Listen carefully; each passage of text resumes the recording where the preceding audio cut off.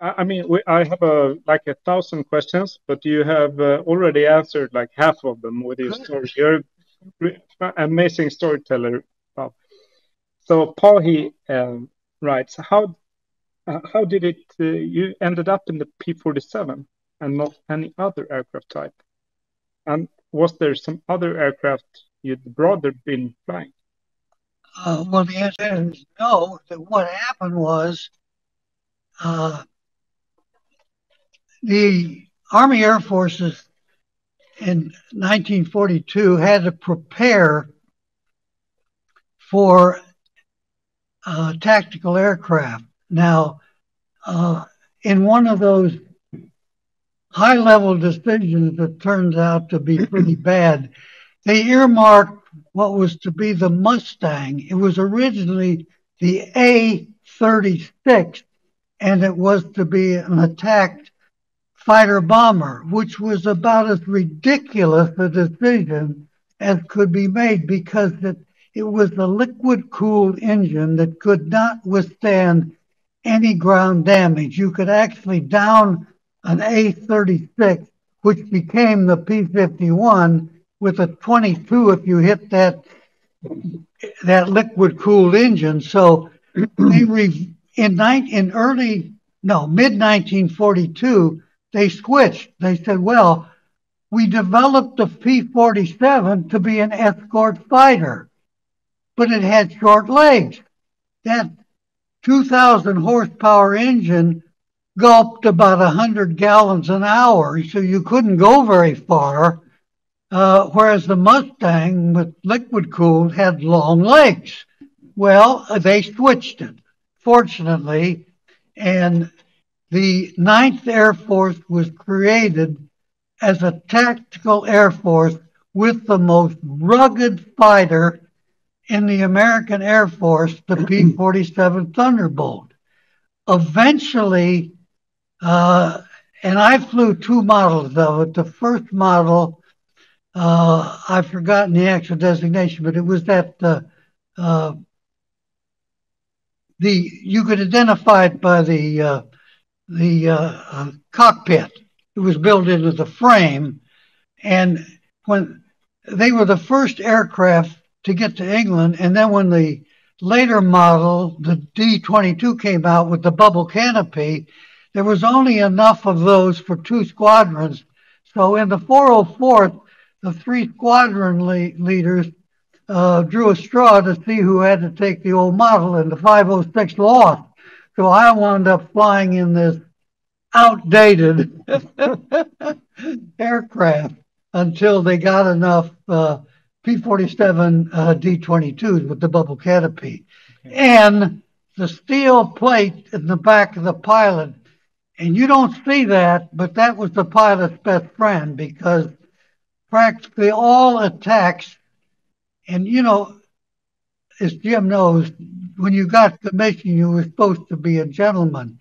But we gentlemen were not very gentlemanly in the air because we always tried to sneak up on people and shoot them in the back. That's not exactly a gentleman. But you didn't call them out and say, hey, let's have a fair fight. Right. So you had that steel plate that you couldn't live without. But you damn well better have the eyesight to spot that enemy sneaking up on you. And that's why we flew in elements of two. The element leader had to search and find the target. You had to protect his ass, namely his back. So I was a wingman. In 36 combat missions, I never advanced to element leader. But I did succeed. I lost one element leader, and no, they didn't sneak up on him. Anti-aircraft surrounding an airbase got to him, and boy, that was heavy traffic. And let me tell you this: people say the war was practically over. Well, the Germans never abandoned their anti-aircraft 88 millimeter cannon. It served as artillery, it served as anti-aircraft, and they put it on a heavy tank. That was the best cannon of World War II. And when they retreated, they took it with them. So when I got there, they still had them, and by golly, they scared the hell out of us. Yeah, Okay. I can only imagine. Concentrated. Yeah. Pai also says, thank you for helping to liberate Europe. Friedan says, what was the pilot training like? Pilot training was, it hadn't changed. See, that's one advantage we had. We were never short of candidates. I was late into the war because I got more training than I needed. In fact, when I first signed on, the Army Air Force training bases were so crowded that they sent my group, most of us, to college just to hold us for several months. Because if they didn't, we'd be seated at home, staying home, while other young men were going to war. So I started out in training in college. Normally it was 5 months, but they pulled us, some of us out early, and I started my training following 2 years in college. And your first stage of training is it's a few weeks. They give you tests to find out whether you should be trained as a pilot, bombardier, or navigator. And I couldn't be a navigator because I got lost very easily. And they weren't good. And nobody wanted to be a bombardier. But anyway, I lucked out and they classified me as a pilot. So I entered training. And your first stage is ground training. And it's a lot of it is really unnecessary. Like I had to learn how to tell code. We never used code, but the training was exactly what trainees got before World War II. That was a luxury we had. So the training never changed. And the basic flight training was 3 stages of 9 weeks each. Primary in a fixed wing monoplane, fixed landing gear. Second, 9 weeks in a BT-13 fixed landing gear, and then the best, which may well have been the best aircraft of World War II, the AT-6 that could have been a fighter plane. It was that good, but it just didn't have the power of the later models. So I finished training in May of 1944, commissioned a second lieutenant, designated an officer to gentleman, and was kept over. So my only other fighter I flew was the old outmoded P-40 Warhawk, and that was the best experience of the war because it was the first aircraft you took off in by yourself. Right. All you got was the check. They checked you to make sure you knew what all those instruments were, which I never knew. I also know they put little red marks. If one of these instruments gets into the red, you got a problem. You have a lot of technology now. We didn't have much. As I say, I flew wing most of the 36 missions, but I'm flying wing on the operations officer, Major Robert Beale. And we entered after we had we usually carried a couple 500-pound bombs, but we had 850s loaded. We had dropped our bombs, did a little strafing, and we were headed back, and we had to go through a cloud formation. So whenever you go through a cloud formation, that wingman tucks it in. He could practically touch the plane. Well, suddenly, my element leader, Major Beale, disappeared. Oh, shit. That's a cardinal offense. When the wingman loses his leader, he better go home and confess. Well, a wingman doesn't know where he is because he's staying on the wing. But I did have sense enough to know when you're all alone, you come out of that clad bank, you better head west. If you go east, you've got a problem. So I headed west, and I flew and I flew and I flew. I can't find the base. Well, we had technology too. We had a man in the control tower that could give you a direction. So I called in whatever the code for the tower was. I need a heading. I've got to land. There's silence, and finally the tower came through, and I'm codenamed Red Ford. Land. You're flying over the base. True story. Yeah. Wow. Nice one. And Kridan also asks, what's your earliest memory of a P-47? Wendover, Utah. I'd had the 10 hours in the P-40. So what do they call it? Transition training to another single engine aircraft was a bit of a letdown. After doing it in a P-40, you knew you could do it in a P-47. Yeah. So in Wendover, Utah was a wonderful base. It's out in open country. It had one of the longest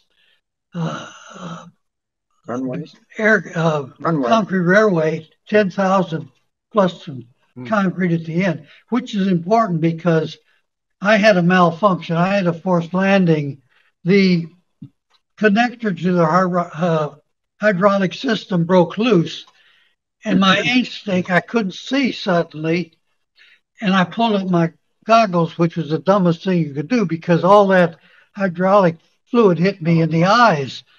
And I was by then under control of the tower, and they didn't know what it was, and I didn't know what it was. All I know is a fluid hit me in the face, and the tower ordered me land with power and run the entire length of the runway, put your brakes on, jump out, get out of the aircraft as fast as you can, and the ambulance was waiting for me. So that was my first experience. But I loved Wendover, and they had a wonderful flight surgeon. He was there to meet me, and he treated my eyes very carefully for a few days before letting me go back up again. But emergency landing is just that. You got an emergency, you're not sure. I had one other emergency landing when I moved from Wendover to Abilene, Texas, under Bob Johnson. I was just out putting time on the P-47, and I didn't really know where I was, but I'm close to the Mexican border, and suddenly I discovered I'd lost my power, and you had the power of adjusting the prop. Fortunately, the P-47, unlike the P-40, now the P-40, you lowered your landing gear with electrical power from a generator, but the P-47, all you did was release the landing gear, and the weight of the landing gear dropped into place. So I'm capable of landing with wheels, but I'm over open country in Texas, and by golly, that's open country. It's nothing but brush. Sagebrush. And I'm running out of fuel. And I noticed, stay a bit north off the Mexican border. Fortunately, I spotted an airstrip out in nowhere. So I went in like you typically do. You buzz over the field and wiggle your wings to let them know you got a problem. I came around, my wheels dropped into place, and I landed. And it was a training base for pilots that flew artillery spotter planes. Okay. A little more power than the small Cub. But most of these had been civilian pilots, and they were old. They were in their 30s. Oh, yeah. And here this 19-year-old kid climbs out of a P-47. You can bet they were a bit jealous. But the runway was long enough. Oh, the runway was perfect. I had no problem. And they radioed the base, and they knew right away that generator malfunctioned. And they said, well, put him up overnight and we'll fly in they flew in an AT-6 with a pilot to take, they were going to take me back in the AT-6 and the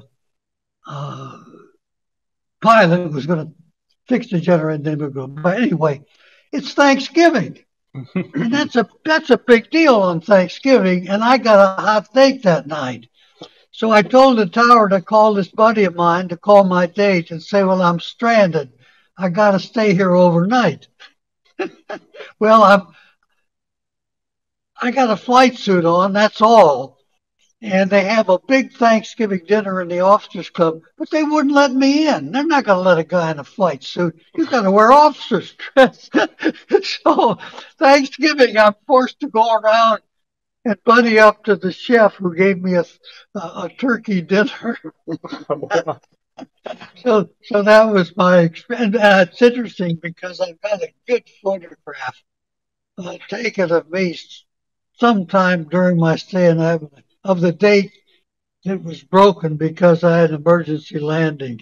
It's a good picture because here I am, my dress uniform, dancing with this young lovely. She was a student at the university, and I got this cocky grin on my face. If I haven't given you a copy of that, it's a beaut. That's awesome. So Credan also asked, when you were in Belgium, did you have your own personal aircraft, or did you? No,